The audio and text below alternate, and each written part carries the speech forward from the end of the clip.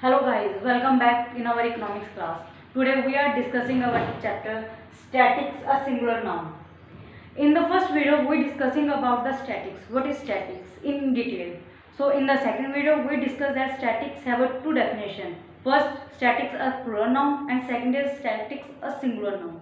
And in the second video we discussing statics a plural noun in detail. So today we are discussing statics a singular noun. अब ये statics a singular noun होता क्या है? हमारी book में दो definition तो दे दी, स्टैटिक्स अ प्लुरल नाउन और दूसरी स्टैटिक्स अ सिंगुलर नाउन. हमने डिस्कस किया था इन प्लुरल नाउन.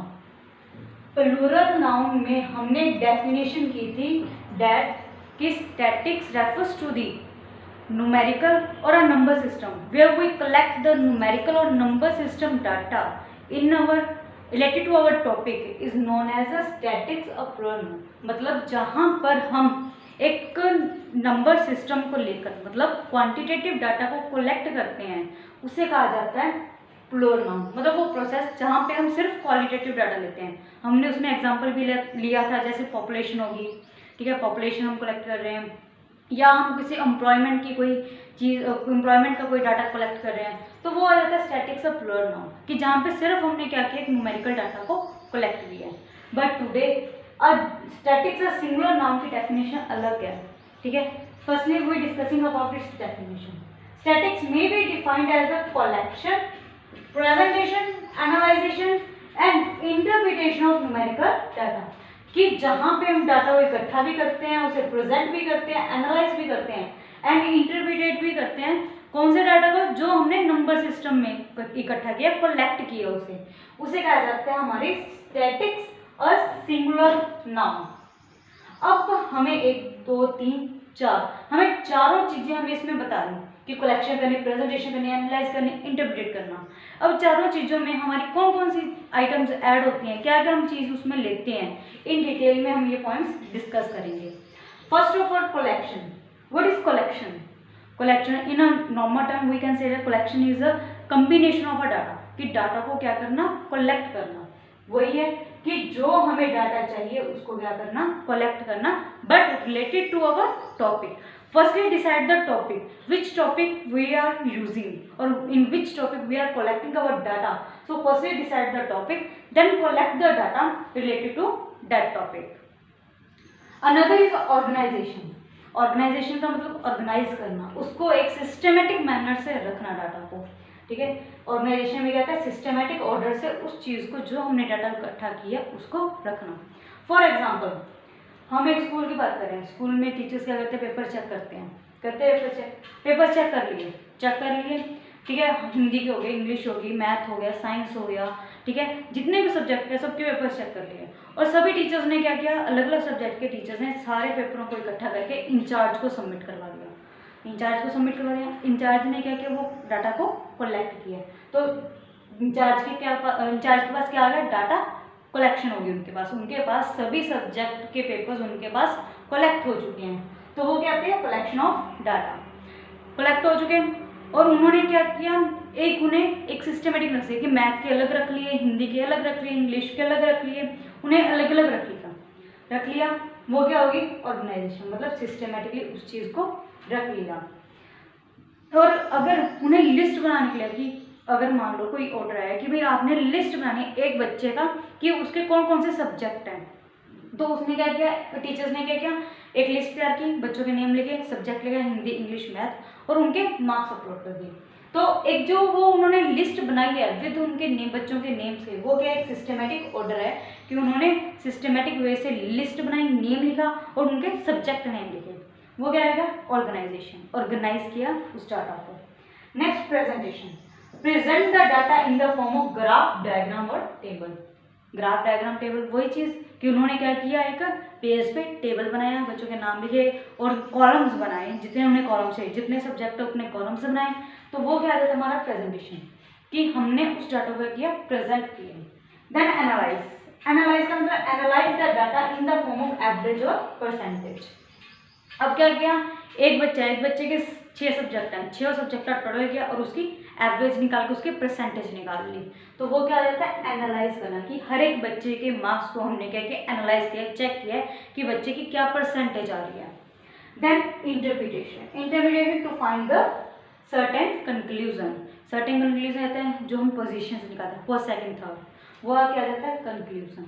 ठीक है, तो ये होता है हमारा स्टैटिक्स वो चीज़ जहाँ पे हम डाटा को कलेक्ट करते हैं, ऑर्गेनाइज करते हैं, प्रेजेंटेशन के लेते हैं, उसकी एनालाइज करते हैं, इंटरप्रिटेट करते हैं।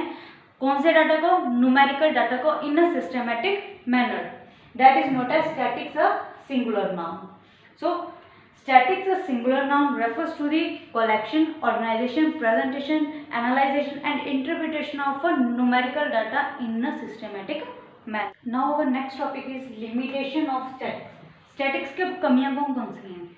सबसे first, statics study of numerical facts only, कि स्टैटिक्स में हम सिर्फ न्यूमेरिकल फैक्ट्स की ही कैलकुलेशन करते हैं। हमने किया था पीछे कि स्टैटिक्स में हमेशा हम डेफिनेशन भी कर रहे हैं कि स्टैटिक्स में हमेशा ओनली क्वांटिटेटिव मेथड ही लिया जाता है, क्वांटिटेटिव डाटा ही लिया जाता है, इसमें क्वालिटेटिव डाटा का कोई मैटर नहीं है। सो ये इसकी लिमिटेशन है कि स्टैटिक्स में हम सिर्फ न्यूमेरिकल डाटा ही कैलकुलेट करते हैं, क्वालिटेटिव डाटा का इसमें कोई भी सिस्टम नहीं है। Qualitative means good, bad, friend, emotions, इसमें इन चीज़ों का कोई भी रोल नहीं है, इसमें सिर्फ क्वांटिटेटिव डाटा ही लिया जाता है। दूसरा point, study of aggregate only, या इसमें हम ओनली एग्रीगेट की ही स्टडी की जाती है। एग्रीगेट का मतलब कि फॉर एग्जांपल हमने कह दिया कि income of a teacher is 50,000, ठीक है, हमने कह दिया भाई एक टीचर की इनकम 50,000 है, बट हमने पीछे डेफिनेशन में किया था कि स्टैटिक्स वो होता है जहाँ पे हम दो चीज़ों को कंपेयर करते हैं, दो चीज़ों को जहाँ पे कंपेयर किया जाता है वहाँ हमारा स्टैटिक्स कहलाता है। बट मैंने जो एग्जाम्पल लिया उसमें कहा था ओनली 50,000 रुपीज़ क्या है, इनकम है एक टीचर की, मैंने सिर्फ टीचर की इनकम कह दी 50,000, इसमें मैंने कंपेयर तो किया ही नहीं, किसी भी चीज़ को किसी के साथ कंपेयर नहीं किया, तो ये स्टैटिक्स नहीं कहलाएगा। स्टैटिक इसलिए नहीं कहलाएगा क्योंकि मैंने यहाँ पे कंपेयर नहीं किया। तो जहाँ पे दो चीज़ों की कंपैरिजन आए, मैंने इसमें एडिशन रख देती हूँ, जैसे मैंने एग्जाम्पल लिया था 50,000 income of a teacher, add कर दिया 50,000 average income average of all teachers, की एवरेज 50,000 है सभी टीचर्स की इनकम, मैंने कंपेयर कर दिया सभी टीचर्स के साथ, तो वो क्या हमारी एग्रीगेट, कि इसमें सिर्फ एग्रीगेट ही लिया जाता है, हम इसमें एक टीचर की सिंगल आइटम की, सिंगल टीचर की या सिंगल चीज़ की कभी भी स्टडी नहीं कर सकते, इसमें हम सिर्फ एग्रीगेट ही ले सकते हैं जहाँ पे टू थिंग्स का क्या किया जाए, कंपैरिजन किया जाए। थर्ड, होमोजीनियस डाटा, इसमें क्या हो, बेस क्या हो, होमोजीनियस सेम डाटा हो, ठीक है। अगर हमने पीछे किया था कि जब आप स्टैटिक्स ले रहे हो वहाँ पे डाटा क्या हो, सेम हो, मैंने राम और श्याम का एग्जाम्पल लिया था, अगर आपने लास्ट वीडियो देखी हो तो राम और श्याम का लिया था, राम और श्याम की पॉकेट मनी ली थी, तो उसका बेस क्या है, सेम है, पर डाटा क्या है, सेम है। और एक उसमें वेट का एग्जाम्पल लिया था मैंने, उसमें भी मैंने बेस क्या लिया था, वेट, तो डाटा वहाँ क्या होमोजीनियस सेम हो, जो हम बेस ले रहे हैं वो सेम हो, वो सबसे ज़्यादा जरूरी है। अगर हम स्टैटिक्स की स्टडी कर रहे हैं तो उसमें बेस क्या होना चाहिए, सेम होना चाहिए। और सबसे बड़ी कमी यही है कि जो भी डाटा हम स्टैटिक्स में स्टडी करेंगे उनका बेस क्या होना चाहिए, सेम होना चाहिए। Fourth point, results are true only on average, अगर हम किसी भी चीज़ की एवरेज निकाल रहे हैं तभी हमारा रिजल्ट क्या आएगा, सही आएगा, without average the result will be wrong. It first I give you example, ₹50,000 income of a teacher, ठीक है, एवरेज थी, एवरेज नहीं थी बल्कि एक टीचर की इनकम दी हुई थी भाई 50,000 है, क्या पता सभी टीचर्स की इनकम 50,000 है, इट मीन्स कि every teacher have a same income, doesn't mean, ठीक है। So only a average, if we said that total population